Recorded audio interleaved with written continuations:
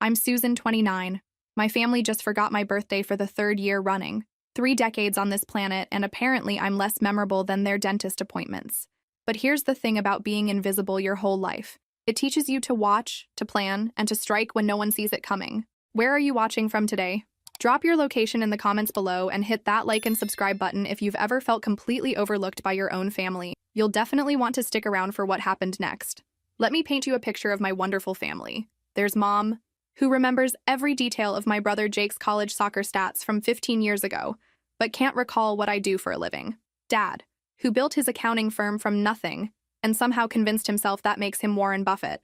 And Jake, golden boy extraordinaire, who at 32 still lives in their basement playing video games and calling it finding himself. I work at Sterling Investments as a financial analyst. Not glamorous, but I'm good with numbers. Always have been. While Jake was getting participation trophies, I was calculating compound interest for fun. Yeah, I was that kid. Sue me. This morning started like any other. I checked my phone hoping for birthday messages. 0. Well, technically 3 automated ones from my bank, dentist, and that pizza place I ordered from once in 2019. Even Domino's cares more about my existence than my own blood relatives. I drove to work through Seattle traffic, listening to some morning show hosts banter about birthday traditions. One mentioned how his grandmother still sends him $20 bills and cards covered with embarrassing stickers. Must be nice to have family members who acknowledge your birth date without needing calendar reminders. The office was typical Tuesday chaos. My desk sits in the middle of the floor, surrounded by the constant hum of Bloomberg terminals and coffee-fueled conversations about market volatility. My colleagues are fine. We exchange pleasantries about weekend plans and complain about client deadlines. But they're not close friends, just work acquaintances who probably wouldn't notice if I disappeared for a week. Around lunchtime, I finally broke down and texted my mom. Hey, any dinner plans tonight? Subtle, right? The response came 3 hours later. Busy tonight, sweetie? Rain check? That's when I realized something had shifted inside me. For years, I'd made excuses for them. They're busy, they're distracted, they just don't think about birthdays. But sitting at my desk, watching other people get flowers delivered and leave early for celebration dinners, something crystallized. I opened my banking app and stared at the number that had been growing steadily for 5 years. $53,000. Not life-changing money, but substantial for someone who'd been living like a monk. No fancy vacations, no designer clothes, no expensive hobbies. Just steady saving and smart investments. Then I opened my work email and saw the bonus notification. Our team had exceeded targets, and my personal contribution had been significant. $15,000 minus taxes. Combined with my savings and available credit, I was looking at real purchasing power. A crazy idea started forming. What if I stopped waiting for them to remember I exist? What if I made myself impossible to ignore? I spent the afternoon researching real estate websites, specifically luxury beach properties. Oceanfront homes with million-dollar views and price tags to match. Places that scream success, permanence, and look what I did while you weren't paying attention. By closing time, I'd identified 3 possibilities.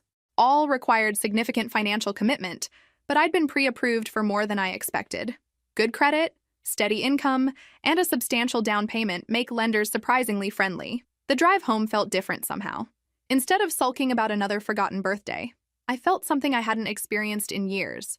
Anticipation. Tonight wasn't ending with sad takeout and Netflix self-pity. Tonight was the beginning of something much bigger.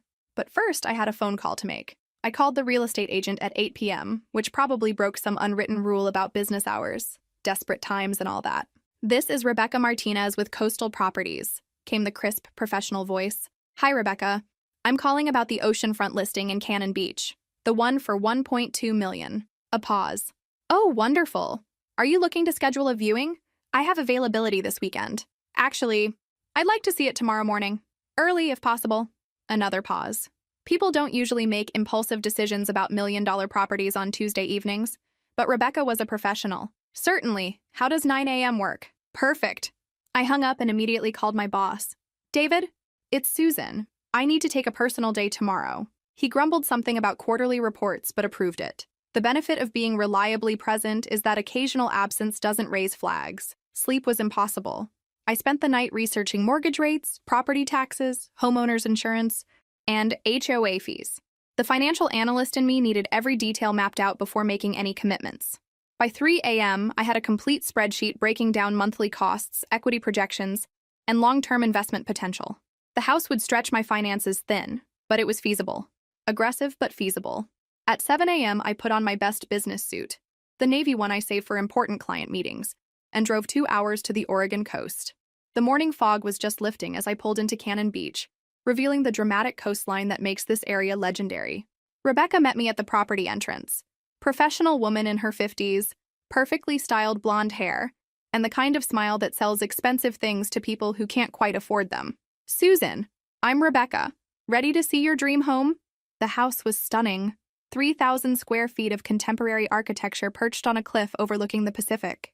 Floor-to-ceiling windows in every room, a gourmet kitchen with granite countertops, and a master suite with a private balcony facing the ocean. The previous owners were tech executives from Portland, Rebecca explained as we toured. They only used it weekends and summers. It's essentially brand new. I walked through each room methodically, keeping my expression neutral while mentally calculating furniture costs and utility bills. The house was perfect, almost suspiciously so, like it was waiting for someone exactly like me to discover it. "What's the timeline for closing?" I asked casually. "Well, that depends on financing and inspections. Usually 6 to 8 weeks for cash transactions, longer if you need mortgage approval." "I'm pre-approved," I said, pulling out the letter from my bank. "What about cash offers?" Rebecca's eyebrows rose slightly. "Cash offers move much faster, 2 to 3 weeks if inspections go smoothly." I stood on the deck, looking out at the endless ocean, and made the decision that would change everything. "I'll take it." Rebecca actually laughed. "I'm sorry, what?" "The house, I want to buy it. Full asking price, cash offer." Her professional composure cracked slightly. "Ms. Henderson, this is a very significant purchase. Perhaps you'd like to discuss it with family, think it over for a few days." "Family. Right. The people who couldn't remember my birthday." "No need," I said firmly. "When can we write up the paperwork?" 2 hours later, I was driving back to Seattle with a signed purchase agreement in my passenger seat. 15% earnest money had been transferred from my savings account. The remaining balance would come from liquidating investments and a substantial mortgage. I felt terrified and exhilarated in equal measure. At 29, I'd just committed to buying a house worth more than most people earn in 20 years. A house with monthly payments that would require careful budgeting and zero financial mistakes. But as I drove past the familiar suburban landscape where my family lived their predictable lives, one thought dominated: they were about to learn I existed in the most spectacular way possible. The only question now was timing. The closing process was surprisingly smooth when you have excellent credit and liquid assets. 3 weeks later, I was signing final paperwork at a title company in Portland, officially becoming the owner of a luxury oceanfront home. My phone buzzed constantly during the signing. Work emails, mostly, but also a text from Jake. "Mom wants to know if you're free for dinner Sunday. She's making that chicken thing you like." I almost laughed. Now they wanted family dinner. After 3 years of forgotten birthdays and casual dismissal, they suddenly remembered I existed. The timing was poetic. "Everything looks perfect," the title agent said, sliding the final documents across the mahogany conference table.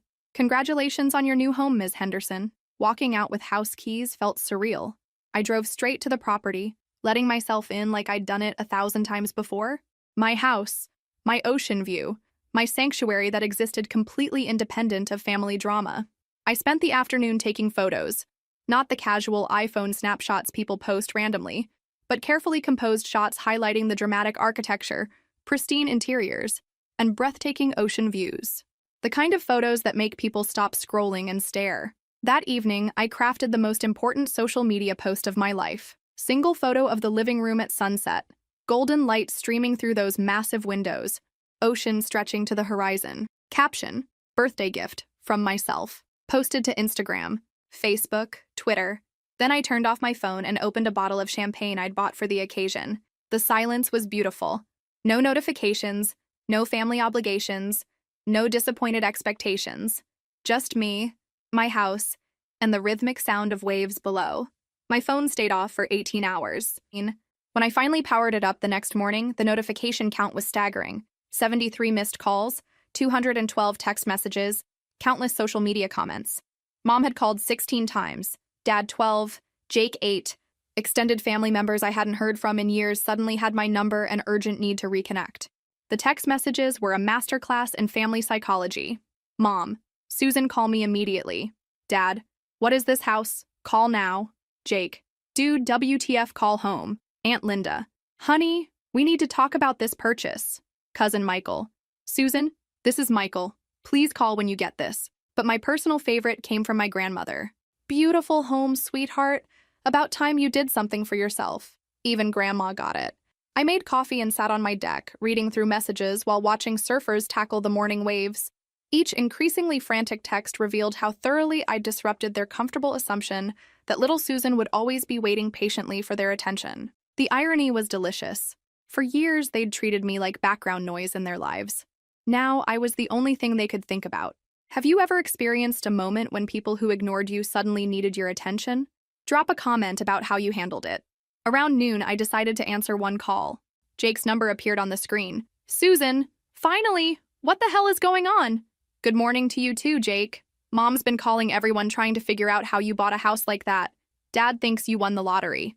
Aunt Linda thinks you're involved with some rich guy. Everyone's going crazy. I sipped my coffee, watching a fishing boat navigate the swells. Crazy about what exactly? The house, Susan. That's like $1 million house. Are you okay? I'm perfectly fine, just enjoying my coffee with an ocean view. Silence. Then, you actually bought it, you're really living there. I really am. But how? And there it was. The question that revealed everything about how they saw me. Not congratulations, not excitement for my success, but confusion about how their invisible little sister could possibly afford something impressive. Hard work, Jake. Saving money instead of spending it on video games. Novel concept. Susan, you need to call Mom. She's worried sick. Worried about what? I don't know, everything. This is so unlike you. Unlike me. According to someone who'd barely noticed me for the past decade. Maybe you don't know me as well as you think. But the real conversation was still coming. Sunday family dinner arrived with all the warmth of a tax audit. I drove to my parents' house in my usual Honda Civic. No need to upgrade cars yet, that would be overkill. And knocked on the door like a visiting stranger. Mom answered immediately, like she'd been stationed by the window. Susan! Oh, honey, come in, we have so much to discuss. The dining room table was set with the good china. The china that usually appeared only for Thanksgiving and when Dad's business partners came over. Apparently, I'd achieved guest of honor status through real estate acquisition. This is quite a surprise, Dad said, carving the roast with surgical precision. We had no idea you were in the market for property. No idea. 3 decades of living with them, and they had no idea I might have ambitions beyond their peripheral vision. I wasn't really looking, I said, accepting the plate Mom handed me with trembling hands. But opportunities present themselves. Jake shifted uncomfortably. How did you even find that place? It's not like you've been house hunting. Actually, I've been researching investment properties for months. This one checked all the boxes. Mom set down her fork with audible concern. Investment property? Susan, that's not a rental. That's a home. A very expensive home. $2.2 million, Dad added, consulting what appeared to be a printed Zillow report. According to public records, they'd been researching me. How flattering. Actually, I paid 1.2, I corrected. Cash offer, quick closing. The silence that followed was spectacular. You could practically hear their mental calculators smoking. Cash? Mom's voice cracked slightly. Cash. Dad cleared his throat. Susan, where exactly did you get that kind of money? And there we had it. The real question hiding behind all the concern and surprise. Not, how wonderful for you, or, we're so proud, but where did you get money we didn't know about? From working, I said simply. Saving, investing wisely, managing my finances like a responsible adult. But that's over $1 million, Jake protested. You make what, $60,000 a year? 60,000. He'd underestimated by 40%, which perfectly illustrated how much attention they paid to my actual life. I make more than you think, and I spend less than you assume. Mom reached across the table, patting my hand with maternal concern that felt 20 years too late. Honey, we're just worried. This is such a big decision to make alone, without family input. Family input. From the people who forgot my birthday 3 years running. When was the last time anyone asked for my input on their major decisions? I asked mildly. Dad frowned. That's different, Susan. We have experience with financial matters. Do you? Because from where I sit, Jake's been unemployed for 6 months while I've been building wealth. But please, tell me more about financial experience. Jake's face flushed. I'm between opportunities, and I'm exploring entrepreneurial ventures. Living in Mom and Dad's basement while playing Call of Duty isn't entrepreneurship, Jake. Susan, Mom gasped. That's uncalled for. Is it? Because I've been watching this family operate for 29 years, and I'm starting to notice some interesting patterns. The temperature in the room dropped noticeably. Dad's jaw tightened, Mom's face went pale, and Jake looked like he wanted to disappear into his mashed potatoes. "What patterns?" Dad asked carefully. I smiled sweetly, taking a bite of perfectly prepared roast beef. "Oh, don't worry about it. I'm sure it's nothing important." But I could see it in their eyes, the dawning realization that their dismissive little daughter had been paying much closer attention than they'd ever imagined. The rest of dinner passed in uncomfortable small talk, but the dynamic had shifted permanently. For the first time in my life, I held cards they wanted to see, and I was just getting started.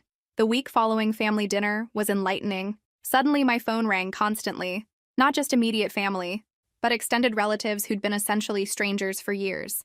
"Susan, darling, it's Aunt Carol. I was just thinking we should get together for lunch. Catch up on your exciting new life." Aunt Carol, who'd skipped my college graduation because she had a yoga retreat. "Susan, honey, this is Cousin Jennifer. Mom told me about your beautiful new home. I'd love to see pictures."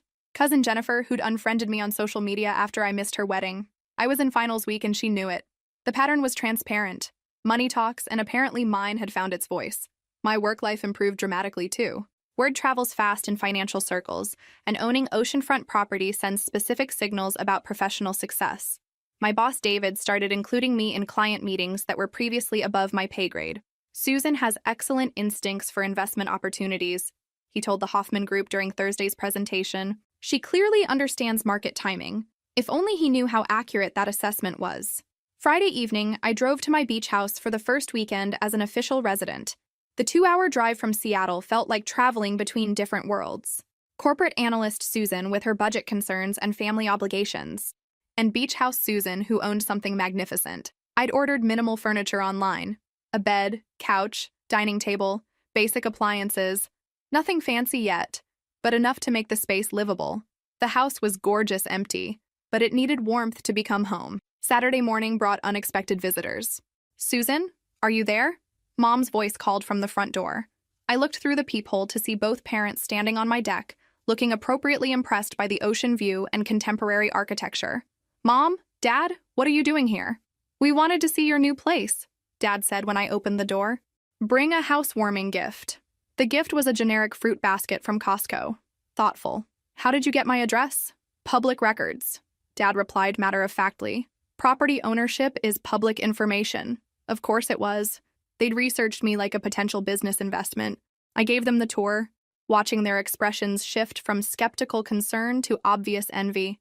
Every room brought new appreciation for exactly how far their supposedly struggling daughter had come. "The kitchen alone must have cost $50,000, Mom murmured, running her fingers along the granite countertops.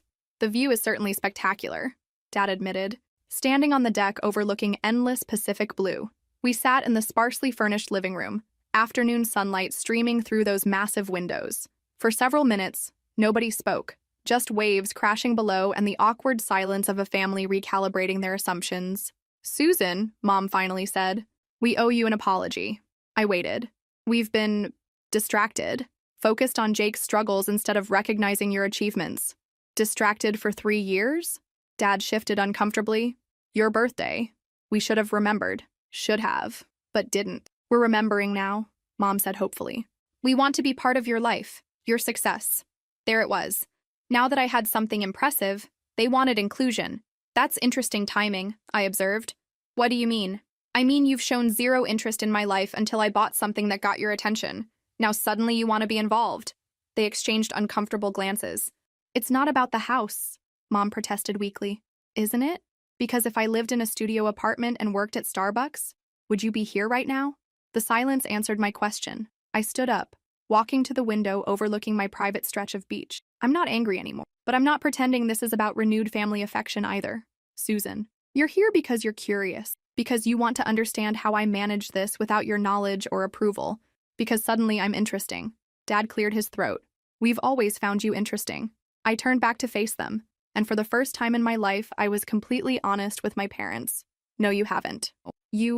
But you're about to." 3 weeks into beach house ownership, I'd developed a comfortable routine. Drive down Friday evenings, spend weekends furnishing and decorating, return to Seattle Sunday nights for the work week. It was expensive maintaining 2 residences, but the mortgage payments were manageable with careful budgeting. More importantly, the psychological transformation was remarkable.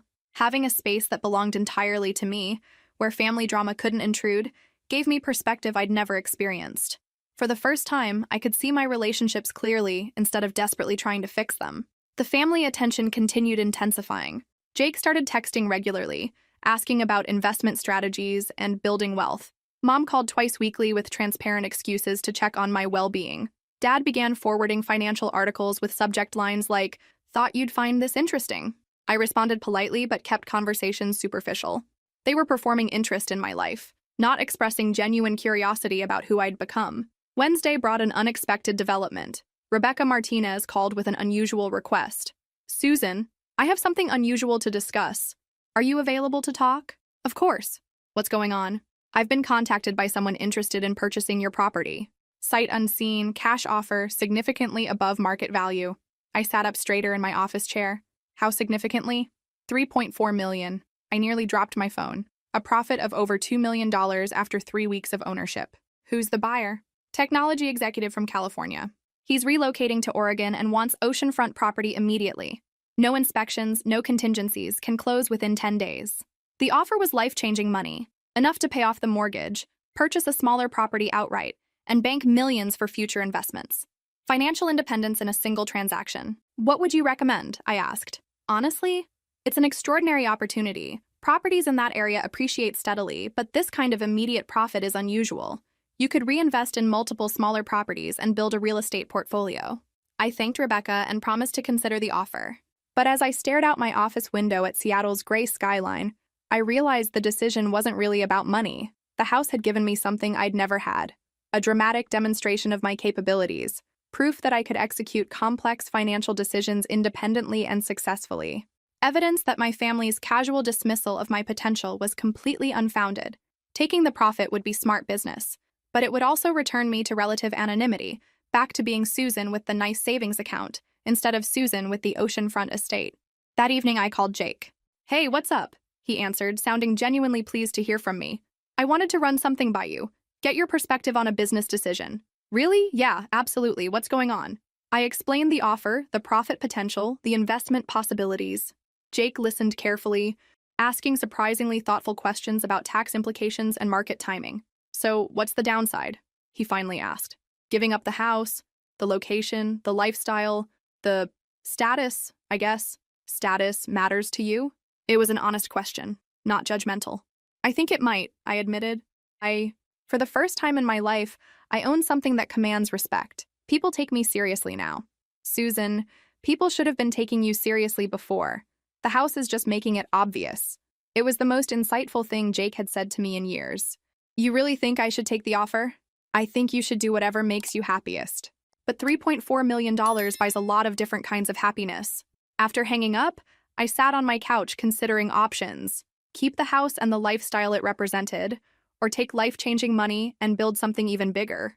Then my phone buzzed with a text from Mom. "Family barbecue this Saturday. Hope you can make it. Want to show off our successful daughter to the neighbors." Show off their successful daughter? Not celebrate my achievement or enjoy my company, but display me like a trophy they'd finally earned. I looked around my modest Seattle apartment, then pulled up photos of my beach house on my phone.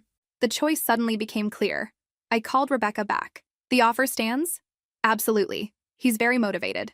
Counter at $3.6 million. Cash, 10-day closing, but I keep all appliances and custom fixtures. I'll present it immediately." 20 minutes later, she called back. He accepted. "Congratulations, Susan. You just made the deal of a lifetime." Maybe. But as I began planning how to tell my family I'd just sold their bragging rights for a $2 million profit, I suspected the real deal was still coming. The closing happened faster than I'd expected. 10 days later, I was signing paperwork that transferred ownership of my dream house for an obscene profit. $3.6 million, minus closing costs and capital gains taxes, still left me with enough money to fundamentally change my life trajectory. But I wasn't ready to tell my family yet. Not until I had the next phase planned completely. The Saturday barbecue invitation provided perfect timing. I arrived at my parents' house with a bottle of expensive wine and watched Mom's face light up as she introduced me to the neighbors. "This is our daughter Susan. She just bought a beautiful oceanfront home in Oregon." Mrs. Patterson from next door looked appropriately impressed. "How wonderful! What a smart investment." "Susan's always been our financial genius," Dad chimed in, rewriting history with impressive creativity. I smiled and nodded, playing the role of dutiful daughter while internally cataloging every fiction they were spinning about their newfound pride in my achievements.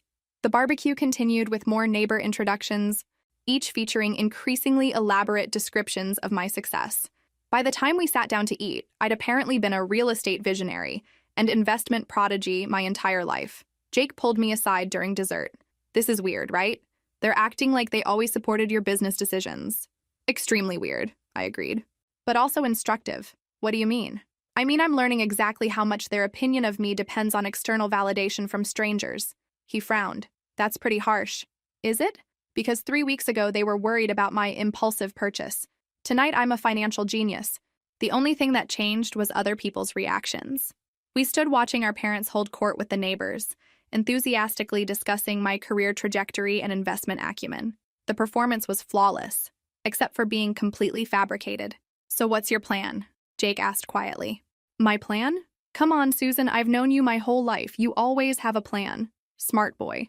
Apparently someone in the family had been paying attention. What makes you think I have a plan? Because you're too calm. If I made that kind of money in 3 weeks, I'd be telling everyone, you're just watching, like you're waiting for something. I looked at my brother, really looked at him, and realized he'd developed more insight than I'd given him credit for. Maybe living in our parents' basement had provided its own education in family dynamics. You want to know what I'm waiting for? Yeah. I'm waiting to see how far they'll go. How much of their previous dismissal they're willing to pretend never happened. And then I'll decide what kind of relationship we're going to have going forward. Jake was quiet for several minutes, processing this. You sold the house, didn't you? I stared at him. What makes you say that? Because you're too relaxed about people calling you a real estate genius. If you still owned it, you'd be worried about living up to their expectations. But you don't care what they think anymore. Definitely smarter than I'd realized. I sold it. I confirmed quietly. For how much? Enough, Susan. Enough to never worry about money again, Jake. Enough to make choices based on what I want, instead of what I can afford. His eyes widened as the implications sank in. Holy shit. Language, I said automatically, then laughed. Sorry, that sounded like Mom. What are you going to do now? I watched our parents continue their performance for the neighbors, spinning tales of their brilliant daughter's success. Mrs. Patterson was asking for investment advice, clearly assuming I was some kind of financial wizard. I'm going to give them exactly what they want, I said finally, which is a daughter they can be proud of. But Jake caught the edge in my voice. You're planning something. I'm planning everything. What do you think will happen next? Drop your predictions in the comments. I have a feeling you're going to be surprised by what comes next. Monday morning, I submitted my resignation letter to David.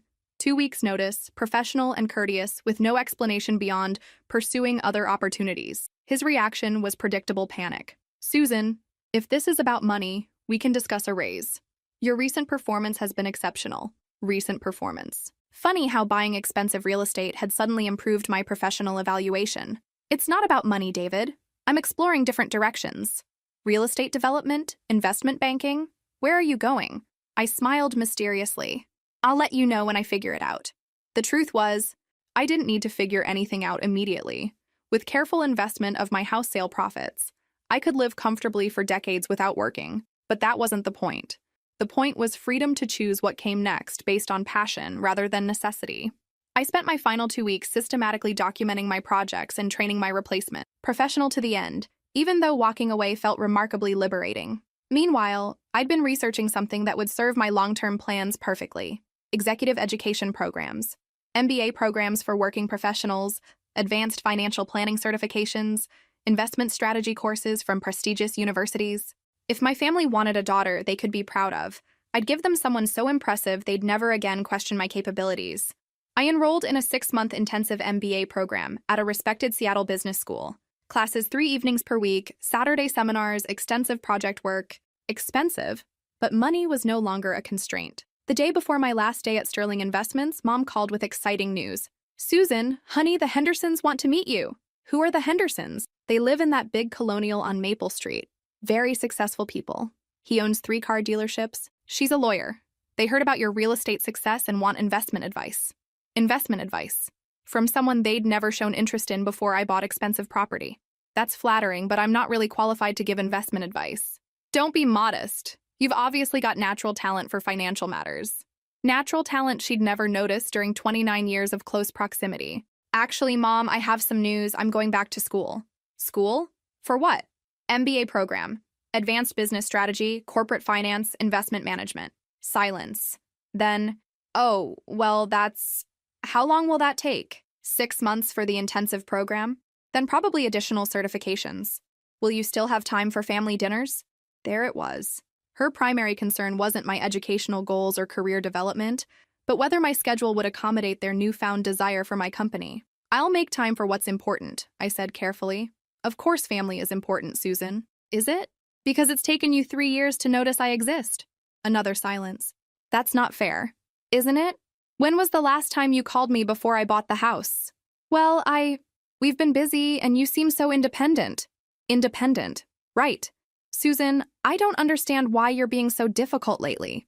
Difficult. The universal accusation used by people who don't like being held accountable for their behavior. I'm not being difficult, Mom. I'm being honest. About what? About the fact that your sudden interest in my life corresponds directly to external validation of my success. You care about me now because other people are impressed. That's not true. Prove it. How? Tell me something about my life from before I bought the house. My interests, my goals, my concerns. Anything that shows you paid attention when I wasn't worth bragging about. The silence stretched uncomfortably long. You work in finance. You're very responsible with money. That's it? You like books? Books. The generic answer people give when they have no idea what someone actually reads. What books, Mom? I don't.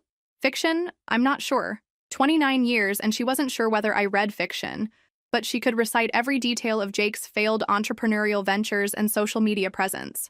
I have to go, I said gently. Class starts soon. Susan, wait. I'll talk to you later. Mom. I hung up and sat in my car outside the business school, watching other students hurry toward evening classes. Most looked older than me, professionals upgrading their qualifications for career advancement. But I wasn't here for career advancement. I was here for something much more personal, becoming someone so undeniably successful that my family would have no choice but to take me seriously. The irony wasn't lost on me. I was investing time and money to earn respect I should have received unconditionally. But if that's what it took, I was prepared to exceed every expectation they'd never bothered to have. 6 weeks into the MBA program, I discovered something unexpected. I was genuinely good at this. Not just competent, but exceptional. My finance background gave me advantages in quantitative courses, while years of observing family dynamics had sharpened my understanding of organizational behavior and leadership psychology. Professor Williams pulled me aside after Thursday's strategic management seminar. Susan, your case study analysis was outstanding. Have you considered pursuing a consulting career? Actually, I'm exploring different options. Well, consider this an unofficial recommendation. McKinsey recruits heavily from our program, and you'd be an ideal candidate. McKinsey, the name that opens doors and commands respect in business circles. The kind of company that would make my family's casual bragging about my success look embarrassingly amateur. I started researching management consulting seriously. The work was demanding. 60-hour weeks, constant travel, high-pressure client situations. But the prestige was undeniable, and the exit opportunities were extraordinary. McKinsey alumni became CEOs, founded companies, managed billion-dollar investment funds. More importantly, no one questioned the intelligence or capabilities of McKinsey consultants. I began preparing for their recruiting process, which was notoriously rigorous. Case study interviews, analytical reasoning tests, cultural fit assessments. The acceptance rate was lower than Harvard Medical School, but I had advantages most candidates lacked: extensive financial analysis experience, genuine passion for business strategy, and months of available time to prepare without employment pressure. The family dinners had continued, each one featuring new attempts to showcase my expertise to their social network. Last Sunday, they'd invited the entire book club to meet their investment advisor daughter. Susan knows all about the real estate market, Mom announced proudly. She made a fortune in just 3 weeks. The book club ladies looked appropriately impressed, asking questions about market timing and property selection that I answered carefully. No need to mention that my success had been largely luck and timing rather than sophisticated analysis. You should write a book, suggested Mrs. Chen. Real estate investing for beginners. Or start a consulting business, added Mrs. Rodriguez. People would pay good money for your insights. I smiled politely while internally noting how quickly everyone assumed my single successful transaction indicated comprehensive expertise. People want to believe in financial gurus, even when the evidence is limited. Dad had started forwarding me business articles with increasing frequency, usually accompanied by notes like, "Thought you'd find this interesting," or "Curious about your perspective on this trend." The articles were basic: Forbes listicles about market predictions and CNBC summaries of economic reports. Nothing I hadn't already read or wouldn't have encountered in my normal information consumption. But his assumption that I needed his curation revealed how little he understood my actual knowledge level. Jake, meanwhile, had begun asking more thoughtful questions during our occasional conversations. He'd started reading financial news and taking online investing courses, apparently inspired by my example. "I opened a Roth IRA," he told me proudly last Tuesday, "starting with small monthly contributions. But it's something." "That's smart, Jake. Starting early makes a huge difference." "Yeah, I wish I'd started sooner. But better late than never, right?" It was the closest he'd come to acknowledging the years he'd spent dismissing my financial discipline as boring or obsessive. The MBA program was approaching its midpoint, and my consulting application was progressing through McKinsey's process. First-round interviews had gone well, and I'd been invited to the final case competition. If I received an offer, it would change everything. McKinsey consultants commanded respect that transcended family dynamics. No one questioned their intelligence, dismissed their achievements, or forgot their professional accomplishments. But more importantly, it would give me a platform to build something significant. Not just personal wealth, but expertise and influence that could create lasting impact. The night before my final interview, I sat in my apartment reviewing case studies and considering how far I'd traveled from the invisible daughter who'd been forgotten on her birthday 6 months earlier. Tomorrow would determine whether I'd continue that trajectory toward becoming someone impossible to overlook. But regardless of the outcome, I'd already learned the most important lesson. My family's opinion of me said more about them than it ever had about me. The question now was what I planned to do with that knowledge. I got the McKinsey offer. Not just an offer, a premium offer with signing bonus, relocation assistance, and assignment to their Seattle office's corporate strategy practice. The partner who called with the news mentioned they'd been exceptionally impressed with my analytical capabilities and unique perspective on complex business problems. I accepted immediately. The celebration dinner my parents insisted on hosting felt surreal. They'd invited extended family, close neighbors, and several of Dad's business associates. The dining room was decorated like I'd won a Nobel Prize rather than landed a job. "To Susan," Dad announced, raising his wine glass, "who's always been destined for great things." Always been destined. The man who'd expressed concern about my impulsive house purchase 3 months earlier was now claiming he'd predicted my professional success. Aunt Linda leaned across the table during the main course. "Susan, I always knew you were special. Even when you were little, you had this intensity about you. Intensity that had apparently been invisible to everyone until I started achieving things they could brag about." Uncle Mark asked detailed questions about McKinsey's client base and project types, clearly fishing for insider information he could use in his own consulting business. Mom kept steering conversation toward my brilliant investment strategies, despite my repeated explanations that I'd made one lucky real estate transaction. But Jake surprised me again. While everyone else performed enthusiasm about my achievement, he pulled me aside during dessert. "How are you feeling about all this?" he asked quietly. "All what?" "The job, the attention, the sudden family pride. It's a lot." I studied his face, looking for traces of resentment or jealousy. Instead, I saw genuine concern. "It's complicated," I admitted. "Yeah, I bet. 6 months ago, they barely remembered your birthday. Now you're the family success story. Does that bother you?" He considered the question seriously. "Honestly, it bothers me that it took this long for them to notice how capable you are.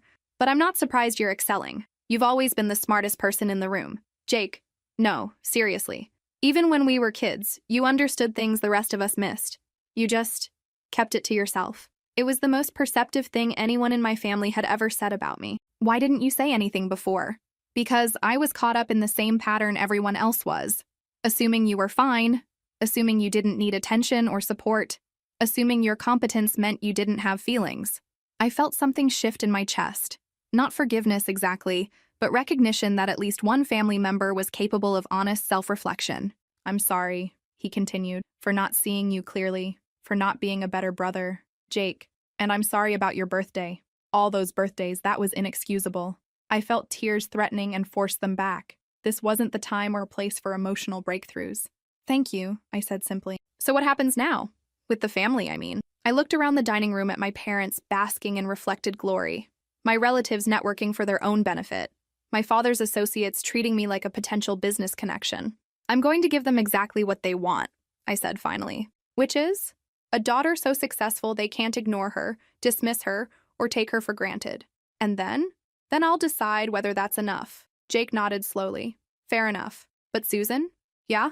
Don't lose yourself trying to impress people who should have been impressed all along. The McKinsey orientation began the following Monday. 30 new consultants from prestigious MBA programs, each carefully selected for analytical ability and leadership potential. I was one of only 6 hired directly from intensive programs, rather than traditional 2-year MBAs. The work was exactly as demanding as advertised.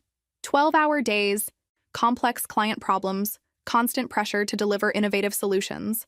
But I thrived in the environment, finding satisfaction in the intellectual challenges and professional respect. My first project involved analyzing market entry strategies for a Fortune 500 manufacturing company. 3 weeks of intensive research, financial modeling, and strategic recommendations.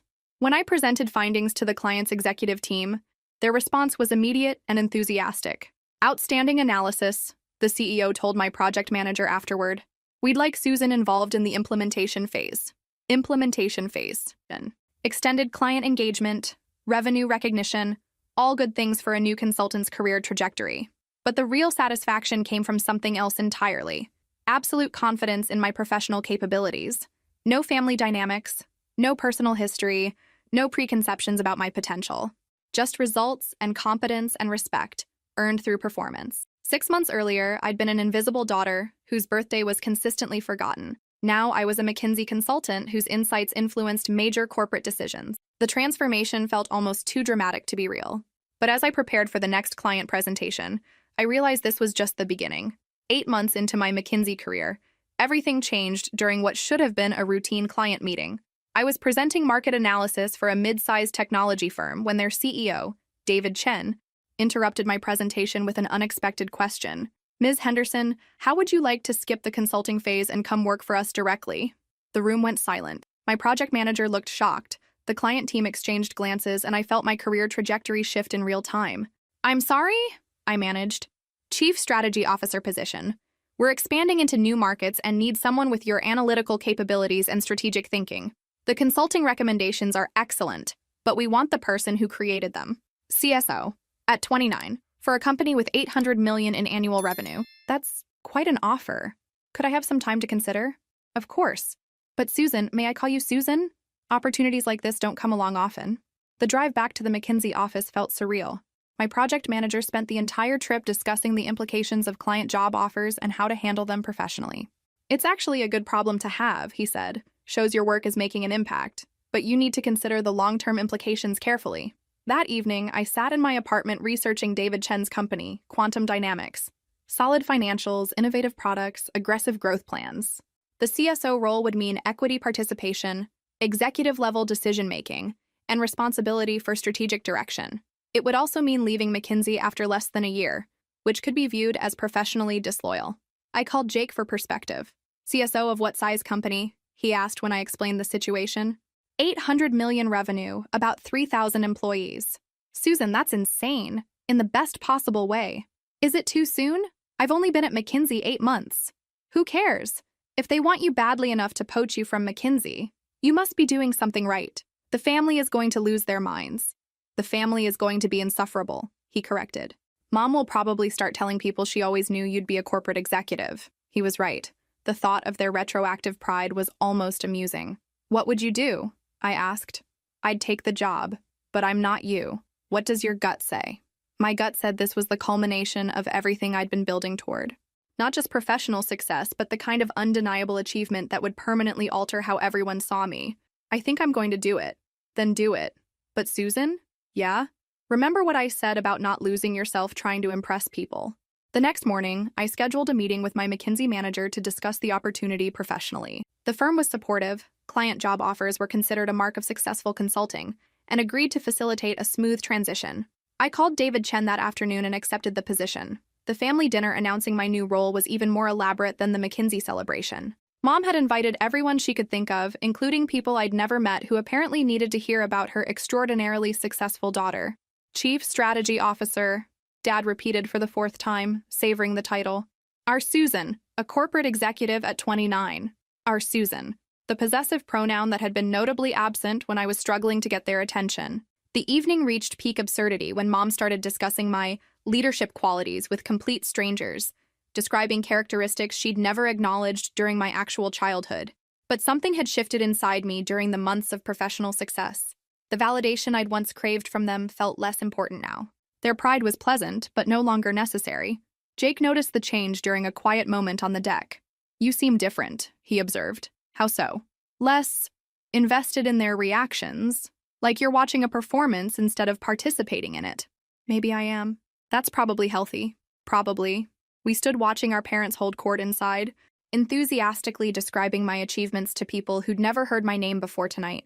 "Do you think they'll ever actually see you?" Jake asked. "The real you? Not just the successful version?" I considered the question carefully. "I don't think they're capable of that level of depth." "That's sad." "It used to be sad. Now it's just information." "What does that mean for your relationship with them?" I watched Mom gesture animatedly while describing my natural leadership abilities to a neighbor who looked increasingly overwhelmed by the conversation. "It means I'll give them the daughter they want to have," I said finally. "Successful, impressive, worth bragging about, but I'll keep the real me for people who can handle complexity." "People like who?" "People like you, when you're being honest." Jake smiled. "I can live with that." As the evening wound down and guests began leaving, I realized I'd reached a strange kind of peace with my family dynamics. They would always be who they were. People who equated worth with external achievement, who needed social validation to recognize value in their own children. But I was no longer who I'd been, the daughter desperate for their approval, willing to accept scraps of attention as evidence of love. Tomorrow I would start my new role as Chief Strategy Officer, continuing the trajectory that had transformed me from invisible to unavoidable. But the real transformation had been internal, learning that my worth wasn't determined by their recognition of it, and that realization was worth more than any job title. 2 years later, I stood in the executive conference room of Quantum Dynamics, presenting our acquisition strategy to the board of directors. The company had grown from $800 million to $1.2 billion in revenue under my strategic guidance, and we were positioned for international expansion. "Outstanding work, Susan," Board Chair Margaret Walsh said as I concluded the presentation. "Your leadership has been transformational." Transformational. It was a word that perfectly described the past 3 years of my life. After the meeting, I drove to my parents' house for Jake's engagement party. He'd met Sarah, a pediatric nurse, 6 months earlier, and their relationship had progressed with surprising maturity and depth. The backyard was decorated for celebration, filled with family and friends genuinely excited about Jake's happiness. For once, the gathering felt authentic rather than performative. "Susan," Mom greeted me with the excessive enthusiasm she'd adopted since my professional success. "Come meet Sarah's parents. They're so impressed that Jake's sister is a corporate executive." Even at Jake's engagement party, I was being deployed as a family credential. But something had changed in how I responded to these moments. Instead of feeling frustrated or invisible, I felt amused, like watching characters in a play perform their assigned roles. "Mom," I said gently, "this is Jake's night. Let's focus on him and Sarah." She looked momentarily confused by my redirection, then recovered with her practiced smile. "Of course, dear." I found Jake and Sarah by the dessert table, looking genuinely happy together. Sarah was warm and intelligent, with the kind of grounded confidence that suggested she saw Jake clearly, both his strengths and areas for growth. "Congratulations," I told them sincerely. "You look perfect together." "Thanks." "Susan, Sarah's been wanting to meet the famous sister." "Famous is a strong word," I laughed. "Are you kidding?" Sarah said. "Jake talks about you constantly, how proud he is of your success, how much you've taught him about perseverance and goal setting." I looked at Jake with surprise. "You talk about me?" "Of course I do. You're my sister, and you're remarkable. Even when I was invisible, you were never invisible to me. I just wasn't brave enough to say so when it mattered." It was an honest acknowledgement that meant more than any family bragging session. Later that evening, as I prepared to leave, Dad pulled me aside for a conversation I'd been expecting for months. "Susan, I owe you an apology." "For what specifically?" "For not recognizing your potential earlier, for treating your achievements as surprising instead of inevitable." "Inevitable? You've always been exceptional. I just couldn't see past my own assumptions about what success looked like." It was the closest he'd ever come to admitting his bias had obscured his perception of me. "I appreciate that, Dad. I want you to know how proud I am. Not just of your career, but of who you've become." "Who have I become?" "Someone who doesn't need our approval anymore. Someone strong enough to succeed with or without our support." The observation was surprisingly perceptive. "Does that bother you?" "A little." he admitted honestly. But mostly it impresses me. Driving home that night, I reflected on the journey from forgotten daughter to corporate executive. The external transformation had been dramatic, from invisible to undeniable, from struggling for attention to commanding respect. But the internal change was more significant. I'd learned to derive validation from my own accomplishments rather than other people's recognition of them. I'd discovered that competence and confidence could coexist with compassion and humility. Most importantly, I'd realized that family relationships, like business strategies, required clear boundaries and realistic expectations to function effectively. My phone buzzed with a text from Jake. "Thanks for being there tonight. Sarah loves you already." I smiled, typing back, "She's perfect for you. I'm so happy." "You seem happy too, like really happy, not just successful." He was right. For the first time in my life, I felt genuinely content with who I was and what I'd built. Not perfect. I was still learning to balance professional demands with personal relationships, but authentic in ways I'd never experienced before. The house purchase that had started this transformation felt like a lifetime ago.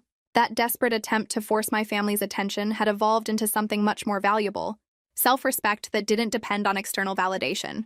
If there's one thing I'd share with anyone feeling invisible in their own family, it's this. Your worth isn't determined by other people's ability to recognize it. Sometimes the most powerful thing you can do is build a life so fulfilling that their approval becomes optional rather than essential. I pulled into my driveway. I'd eventually bought a beautiful townhouse in Seattle's Queen Anne neighborhood and sat for a moment appreciating the journey. From forgotten birthday to corner office, from desperate daughter to confident executive, from seeking approval to offering it selectively. Tomorrow would bring new challenges at quantum dynamics, continued growth in responsibilities and influence, and ongoing navigation of family relationships that had been permanently altered by my transformation. But tonight, I was simply Susan, successful by any external measure, but more importantly, genuinely content with the person I'd chosen to become. And that realization was worth more than any house, any job title, or any amount of family recognition. Some transformations begin with dramatic gestures, but they're completed through the quiet daily choice to value yourself exactly as much as you deserve. If this story resonated with you, make sure to like and subscribe for more real-life stories about finding your strength when the people closest to you can't see your worth.